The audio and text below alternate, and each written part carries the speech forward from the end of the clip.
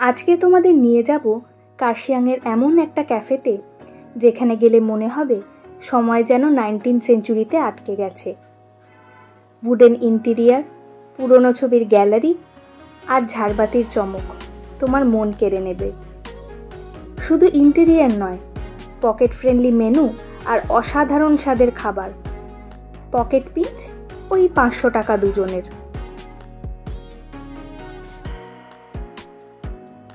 আমরা যখন গেছিলাম ক্যাফেতে শর্ট ফিল্ম ফেস্টিভ্যালের প্রস্তুতি চলছিল, তারই মাঝে চলে এলো খাবার। আমরা অর্ডার করেছিলাম মোকা কফি, ক্রিস্পি চিকেন আর অসাধারণ স্বাদের ক্রিমি কফি। দেখতে যতটা সুন্দর, খেতে কিন্তু আরও বেশি ভালো। এটা কিন্তু মাস্ট ট্রাই।